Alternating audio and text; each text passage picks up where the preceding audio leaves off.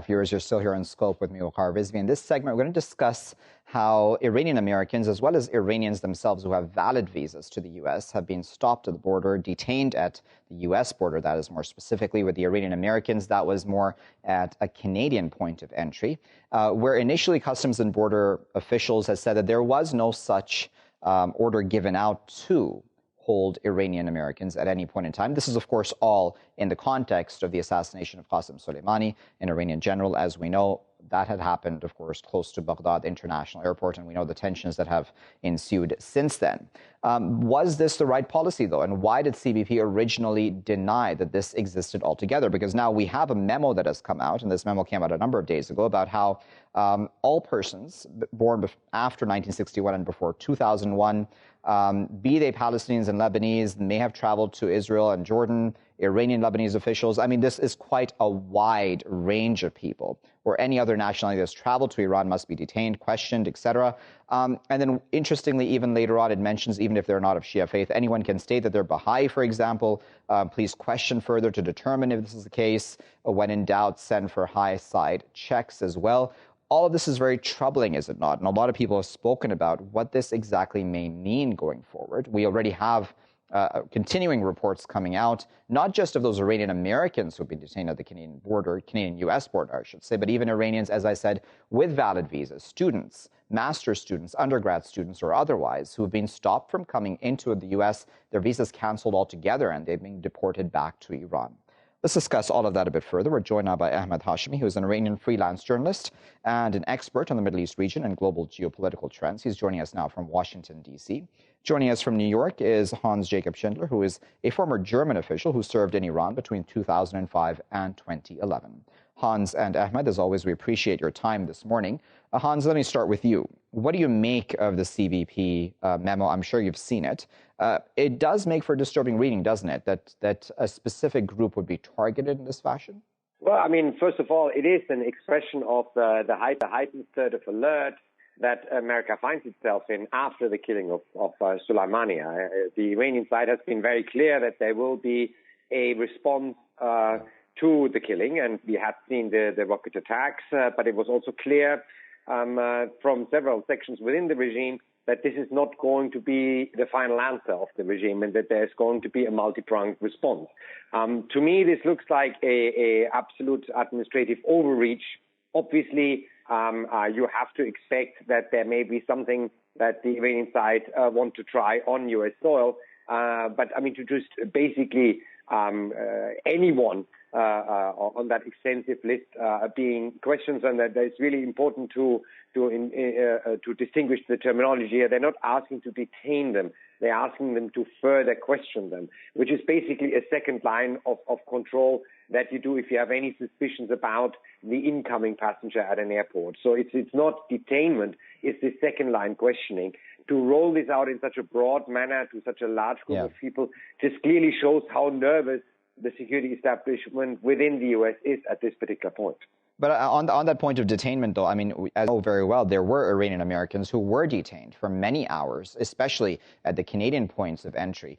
Does this not sort of give room, then, for many of those officials to be able to then detain as well? Well, it's still, I mean, yes, of course, they were held up at the border for several hours, but legally speaking, this is not a detainment as in, you know, an detainment after a criminal act.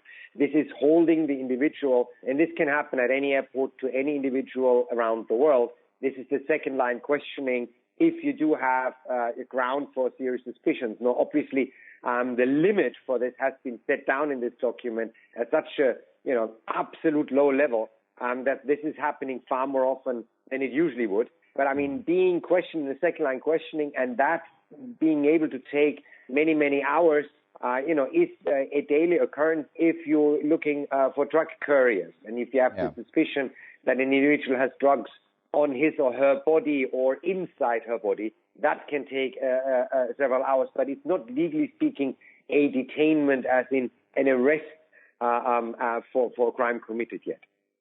Okay, so Ahmad, I wanted to get your on this because, again, this is very wide-ranging. It's not just limited to Iranians or people of Iranian descent. I mean, it clearly says any other nationality that has traveled to Iran or Lebanon, and then it goes on to then talk about the fact that it realizes this will be a very wide scope. So it says, even if they are not of Shia faith, double check that if you have any doubts. And as we know, there would be many people who would travel to Iran, not for political reasons, but just for possibly pilgrimage or otherwise.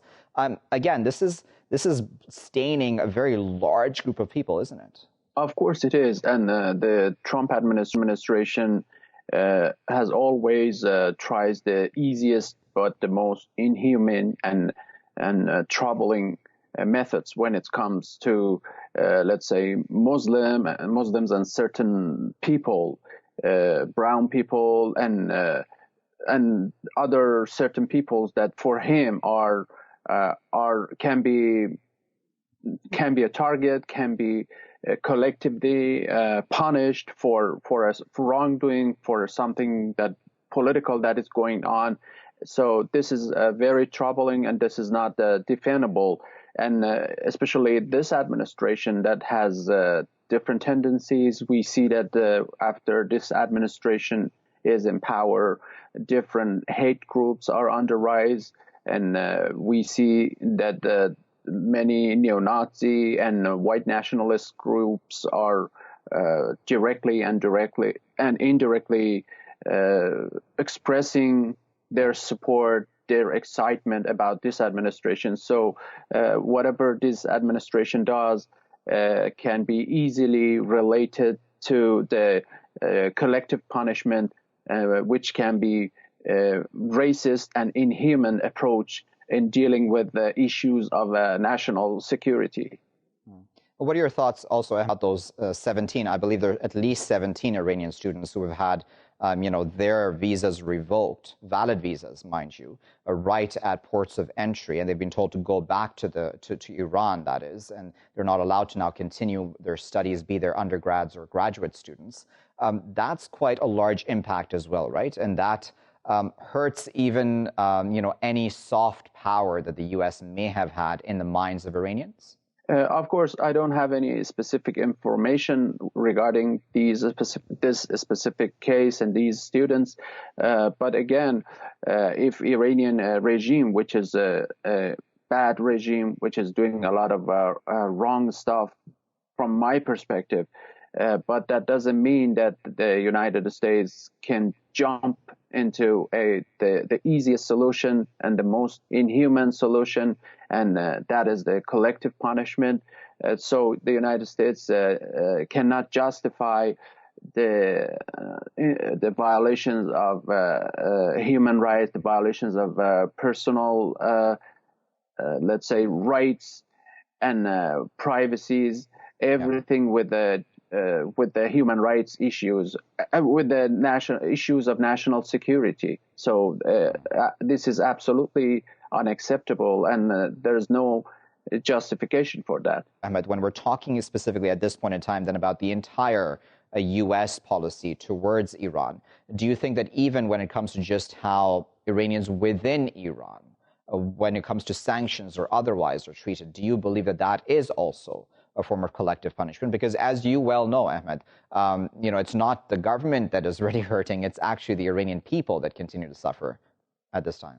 So this is a little bit tricky situation. This is a little bit more complicated, and I have mixed feelings regarding that. Of course, it has serious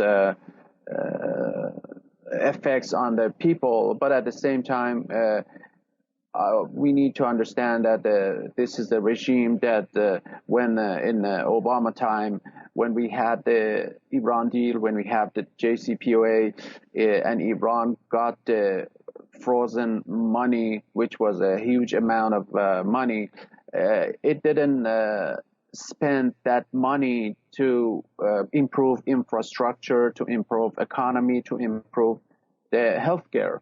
The first thing that the Iranian regime did was to increase the salary of IRGC and to increase the money that it was sending to the Shiite proxy forces in the Middle East region. So with regard to that, I have mixed feelings, even though there are people that are suffering.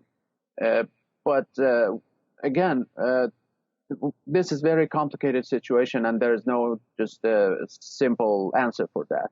Now, Hans, if you can hear me, just tell me about, when we're talking about Iran, for many years we've been told that it's also a battle for the hearts and minds of the Iranian people, right? It's not just about targeting the Iranian government, it's about getting the Iranian people on side with the respective policies of either country, be it the U.S. or otherwise, and that aim for freedom, quote unquote, human rights, all of the above. How do these sorts of policies of, be it collective punishment or however we want to term it, how does that play into all of this? Or do you think that this is a misstep in that regard?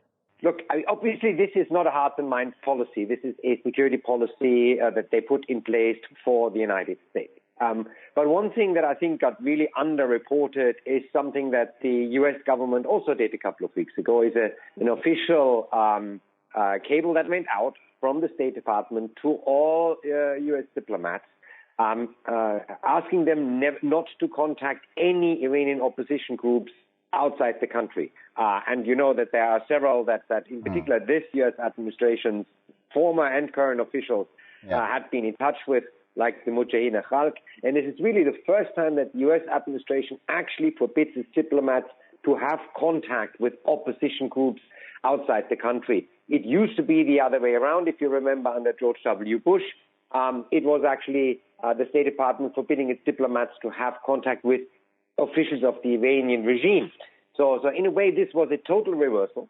Obviously, measures like this really diminish the effect of these steps. Were quite clearly the administration tried to signal to the officials in Iran it's about behavioral change, not regime change. Whether the rest of the U.S. policy is attesting to a different thing is not for me to tell. But this was a very, very, very positive step.